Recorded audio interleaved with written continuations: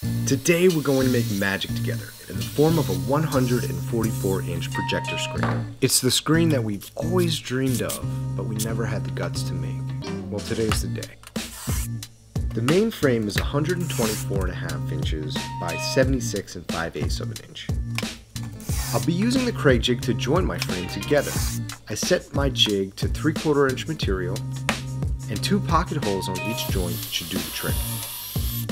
If you don't have the Kreg jig, you can get the baby Kreg jig. It's only $20 and you get the same results with just a little bit extra effort. Line the end of the baby Kreg jig up with the end of your board, clamp it down, and that's it. Prop the joints up using some of your offcuts, and this will help square up our joints. I'm using a right angle clamp to hold the joint together while I get the first screw in. It's not necessary, it just makes things easier. Make your way around the remainder of the frame using 1 1/4 pocket screws and a clamp.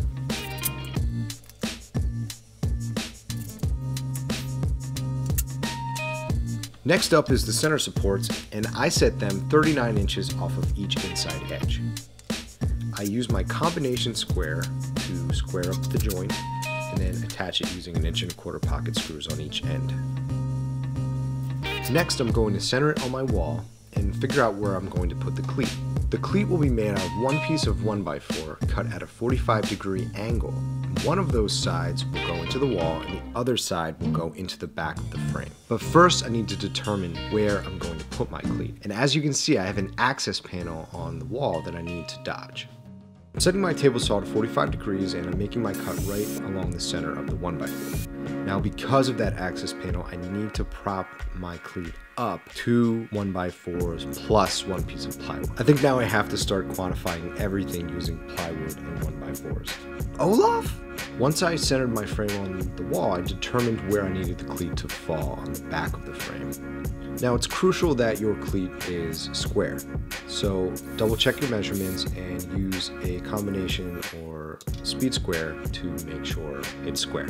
Use your indoor house vacuum to vacuum up the wood shavings. Don't tell Rachel. Roll on some wood glue and attach the cleat to the frame. I don't always use wood glue over top of carpet, but I did today. I'm using some countersink bits, which basically just means a bit that's larger than the head of the screw. This way, the head of the screw will sit slightly below the surface of the cleat. Creepy. Locate where the studs are on your wall, and we're going to transfer that to our cleat.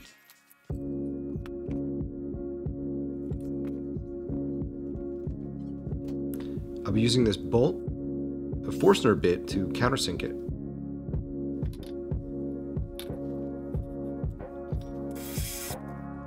and a slightly smaller drill bit to pre-drill my hole.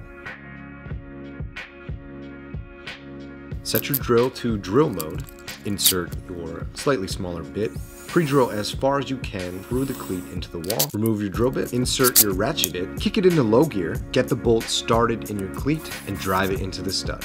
Repeat the process on the other side while checking for level.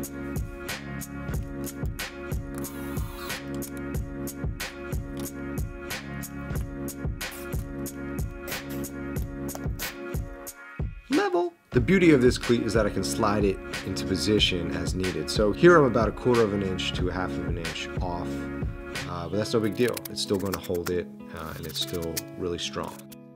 I'm going to add some L&T brackets to each of the joints just for some added stability. Once putting my frame up on the cleat, I realized that my wall is not actually flat or straight, so I need some spacers. So I used a 2x4, a 1x4, and some 5mm Luan, and made a couple spacers. It's not pretty, but it will get the job done. And on the far end, I had to use a little mini cleat spacer to pull the frame into the wall.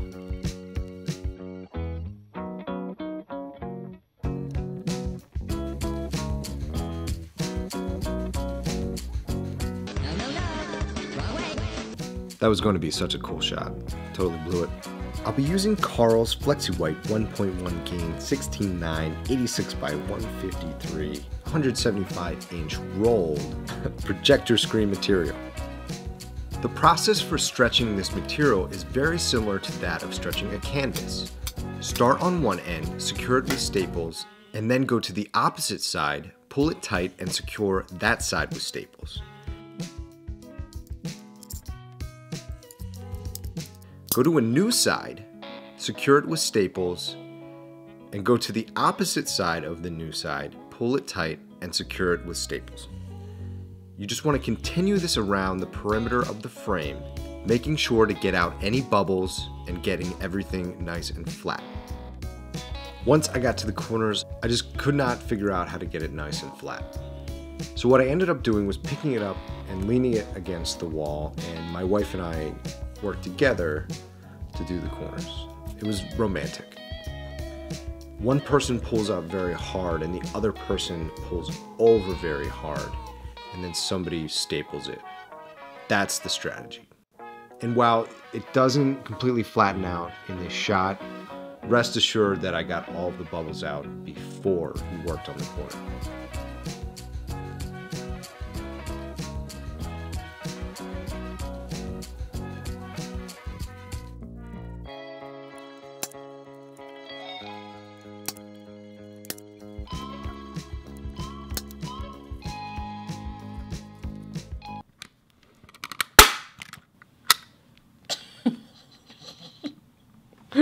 Really?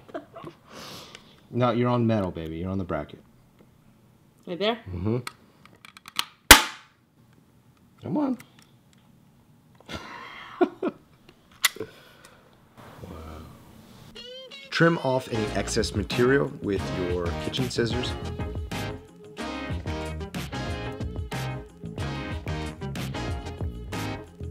I'll be using Carl's 3-inch black felt tape to make my border. When you go to apply the felt tape, don't pull it. Give yourself enough material to work with. If you pull it, what you'll notice is that when you come back in a day or two, there will be a gap at your joint.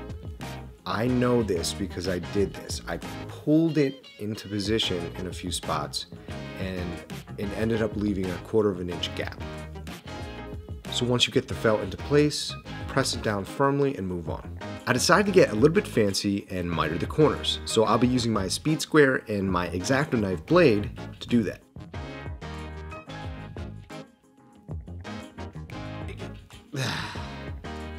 I'm exhausted. But